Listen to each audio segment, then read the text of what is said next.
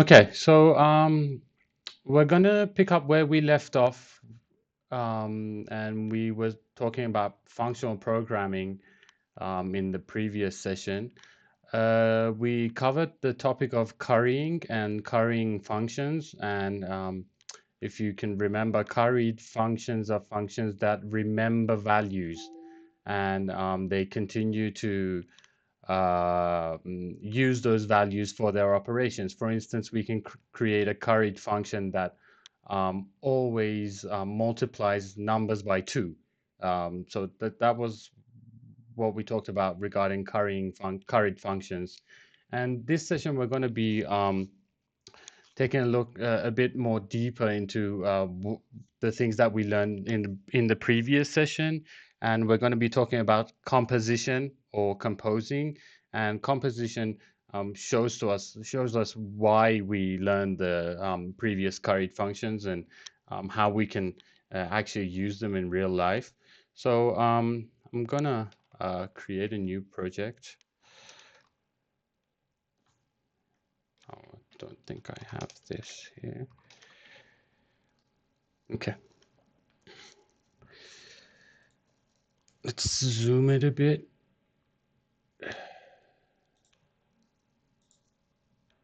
I'm sorry.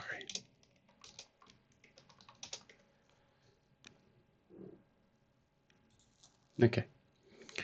Let's create a simple JavaScript file. All right. So what I'm gonna be using a simple example, and we're gonna be creating some simple functions. Let's create a simple function called toUpper, and what this function does is that it gets the string value, str for instance, and what it returns is that it returns the to uppercase um, format of the string that is provided. Okay, and let's create another function called exclaim um, or exclaimify. And what this does is it gets a string, okay, and what it returns is it adds an exclamation mark at the end of the string. So you add a simple exclamation mark at the end. We could have written this with template literals, but I just wanted to keep it simple. And let's create another function called, I don't know, first character or whatever. And what this function does is that it accepts another string as an argument. And what it returns is it returns the first character of that string. Okay. Um, so what a compose function is, we're going to be defining a compose function here. And what it does is that it accepts two functions as an argument. Okay. And so what it does is that uh, for that value that you provided, for instance, let's say our value would be x in this case. Uh, First, it runs g on x, and then it runs f on x. Okay, so it's f of g of x. This is a compose function. In mathematics, compose functions are written like this, like something that's similar to compose functions or composition functionality is written like this, and f dot g is always f of g of x or whatever. So this is the notation that you would be seeing in simple mathematics. This is how you would be seeing it in JavaScript. Okay. These concepts might be a little bit like you might be asking yourself, why do we need to like learn currying and composing and functors and that kind of stuff? These are all the building blocks that we're going to be needing to create a software that is completely functional and software that uses functional um, functions inside it. Okay. So bear with me, and we'll be like checking these kind of things out a lot, and we'll be referring back to the stuff that we learned. Like this session, we'll be referring back to the curry functions that we learned in the previous session. So let's test this out. So what happens here is that let's create a shout function that shouts a string out, and it's going to call compose with two functions as we had here. You can see that we have to provide two functions, and the first two functions that we're going to the two functions that we're going to provide to the compose function is called exclamify or exclamify and to upper. Okay, so what happens here is that it, because first it runs G and G is the second argument. What happens in shout is that first to upper is called and then it adds an exclamation mark at the end. So if I were to instance like console.log shout and provide a string like let's say YOLO or whatever, let's actually test this out right now and see the result. Okay, so let's run composition. So what you see is that when you create a compose function, it runs the functions that are provided to it from right to left. So the first function that is run on the input that you give to it is YOLO. Sorry, it's to upper and YOLO becomes uppercase. And then what happens is that you run the exclamify function on it and it adds an exclamation mark to the end of the string. Okay, so it's quite like nesting. And as I said, it goes from right to left. So first it's to upper and then the next function is exclamify. Let's further compose this. Like, so what our compose function does is that it only runs on two functions. So what if we wanted to run it on three functions? Let's change this shout function a little bit. What we can do is that we can create another compose function, okay, and provide two functions as an argument to it, as arguments to it, and so we can also add the first character function here. And so what happens is that we're providing the YOLO string to the shout function, which is a compose function, and it runs to upper and then on the YOLO string, and then it adds an exclamation mark to the end, and then it returns the first character. And as we said, it happens from right to left.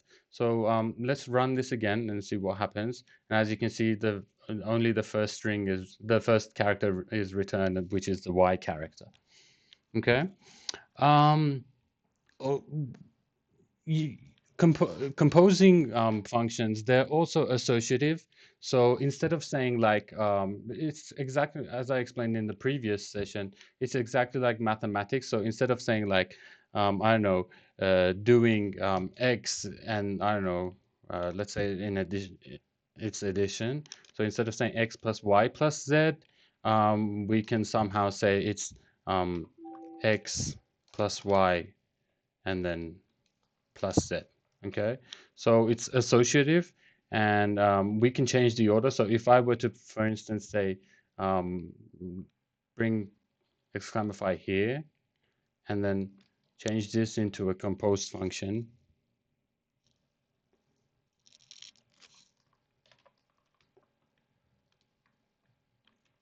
Okay, and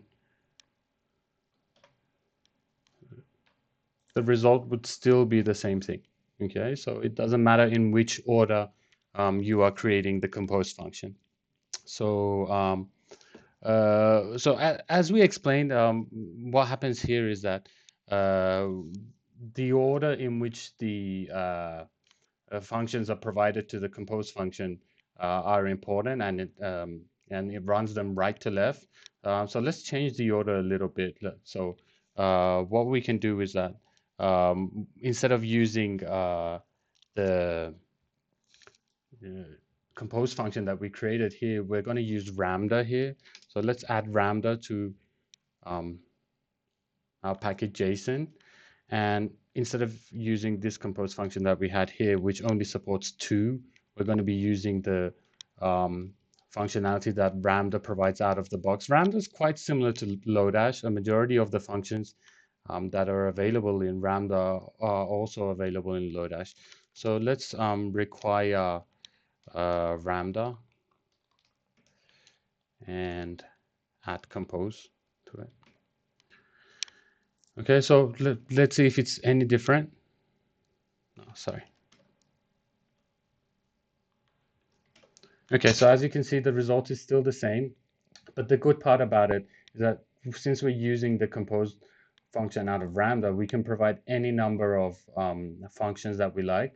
So we could just remove this inner compose here, and just simply run it, and it would still be working. Let's change the order. Let's move the first character towards the end and see that the order is important. Okay, so as you can see, what happens here is that the first step is that we get the first character of YOLO, which is Y. It becomes uppercase, which is an uppercase Y, and then in the end, it gets an exclamation mark at the end. So as you can see, the order is really important when you're using compose functions. Okay. We could also use, I don't know if you guys read Martin Fowler's articles and the stuff he talks about. Some of them are really interesting. We could also use his extract method. And what this extract method does is that it extracts any sub composition into its own composition. So for example, let's get rid of all of this clutter here. So what we could do is that we could create, I don't know, a loud, sorry about this, loud first function. And what this function does is it's a compose function. The first thing that it happens is that it gets the first character of the string, and then as you can see, I write the first one in the end, and then it to opposite. So if I were to, I don't know, console.log, I don't know, some string, oh, sorry, this should be provided to the loud first function. Okay, so let's give it a go and see what happens.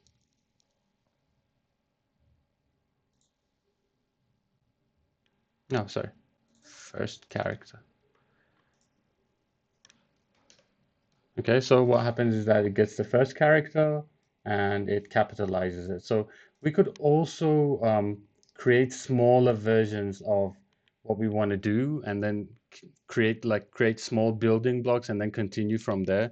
So what we want to do is, like, for instance, I don't know, add an exclamation mark at the end. So I don't know, final function would be to compose. So what we want to do is that we want to get the loud first function to run first, and then we also want to add an exclamation mark at the end. So we could replace this with this, and so as you can see, it gets the exclamation mark at the end. So you can extract bits and pieces into smaller parts. Okay, so let's jump into the part where currying jumps in. Okay, uh, so let's create a curried function. We're going to need the curry function from Lambda. Okay, and let's create a curry function that, I don't know, somehow concatenates something. Okay, so concatenate something to a string. So we're going to create a concatenate function, and it's going to be a curry function, of course. And as you can remember from the previous session, you have to provide a function to the curry function. And so, and remember, it remembers the first argument. So if you provide, I don't know, x and y here, it remembers the x that was based on the curry function, like main functionality. And what we're going to be returning is we're going to be concatenating two things together. So it's going to be x plus y.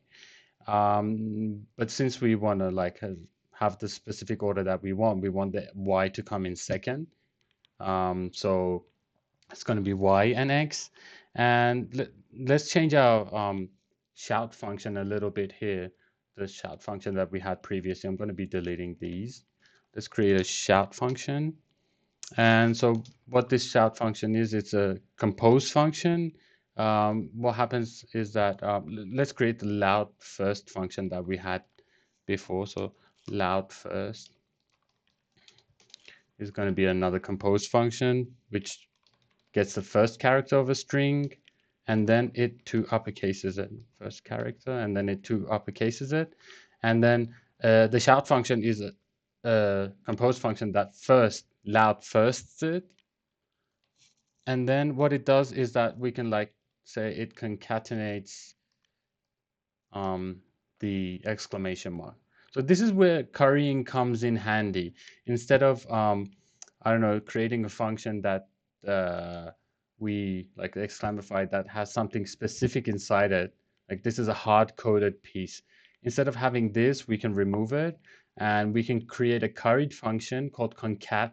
And what concat does is that it always adds whatever is provided as the argument to the string. So what happens here, let's take a look at this. This might be a bit confusing. If I were to call, I don't know, shout um, whatever string, okay, whatever, the first thing that happens on whatever is that it goes through this pipeline. All of this composition stuff is quite similar to dot notation. It's very similar to saying like whatever dot loud first, run this, and then concat, I don't know, the exclamation mark. Okay, so this is what's happening inside.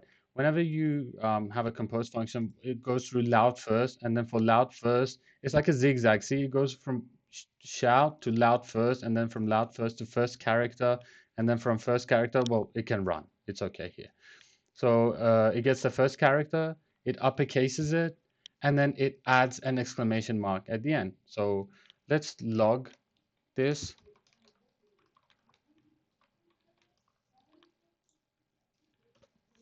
Okay, so you can see the capital W, the first letter, which has been uppercased, and it has an exclamation mark at the end. So this is where currying can help you, especially in composition and in creating composed functions. And what we're doing here is that we're creating unary functions. Unary functions are functions that only have one single argument. They don't have like they're not binary functions. They don't have two or more arguments. They only have one thing, and they do things one step at a time. Okay, so it can help you in debugging, and it can also help you um, create complex logics in your code, which other people can understand easily. Instead of like saying, like I've seen some people do, I don't know, check if, I don't know, if x is, I don't know, bigger than 3, and then, I don't know, run this function, and then whatever the function is called. And then, I don't know, check if it's, I don't know, bigger than 3 or stuff like that. Instead of doing that, we do each of these in one separate step. So like we do this in one step, we do this in one step, and then we do this in another step. So this is where composition can help us. And as I said, it's pretty similar to dot notation.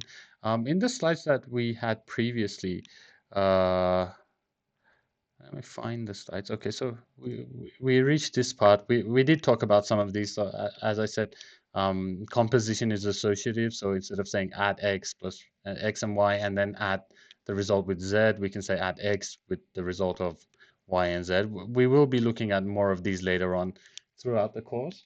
So let's take a look at this example here. What this example has here is that let's say we have a string, and this is the beauty of composition. See, instead of doing all of these together, we can have small unary functions. So it just gets the property of the URL, it gets the first one. Well, sorry, I'm reading from left to right. You should be, whenever you have a compose function, you should read it from right to left. So first it gets the media group property, and then it gets the media thumbnail property. It gets the first one, it gets the URL. You can see the pipeline happening here. Let's take a look at another example. See, we have another compose function. It's called the do stuff function. And the first thing that happens is that it two lower cases a string, and then it splits it, and then it maps it, and then it reverses it, and then it filters it, and then joins it again. You can see the pipeline going on here, and all of these are again unary functions. They only get one argument as the input, as you can see. So if we have, I don't know, some sort of string provided here, it becomes lowercase, and then the split function is run on it, and then it gets reversed, and etc., etc. This is the same function that we had. This is the same do stuff function, but this is how we usually write it.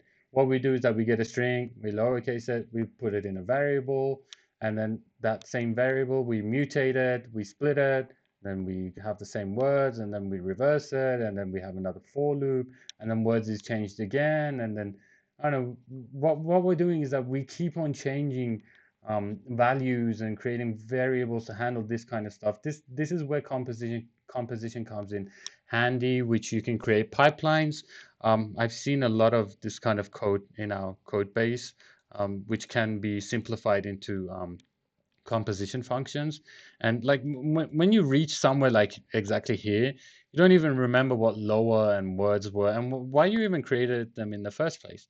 Um, this is how we usually write logic. Um, this is valid for classes too. So we think that when we're writing classes, everything is super clean and um, the logic is handled perfectly in it. And but that's not the case. Again, when we're using classes, especially in Vue, we are mutating objects and variables on and off, like as you can see in the send email function here, everything is changing, and then in another function, the values will be totally different. So this is where composition can help us. I'm going to bring the code back here again. So another thing that is a question is that sometimes composition can be quite hard to debug. It's using console logs inside composition is a bit difficult. I'm going to be showing you how to create a simple log function which you can use for logging. So let's create a log function. Um, it's a current function, and what we're going to be doing, so we're going to be providing a function to the curry function. That's how we curry functions. And for instance, this is going to be the actual thing that we want to log, and this is the x, which will be the second value. And we're going to be returning, well, let's just return a console log of the actual log and the x value that we wanted. And we'd also be needing the x value here too. Okay, so let's test logging inside this shell composed function. Let's create a log here. So see, where does the log come in handy? Like, you know, the loud first is happening and you want to see if it is continue, or you don't even know if the loud first is happening and you want to see if the loud first is happening or not. So you can, I don't know, log a simple thing here. And so what happens is that when you, hang on, I think I made a mistake.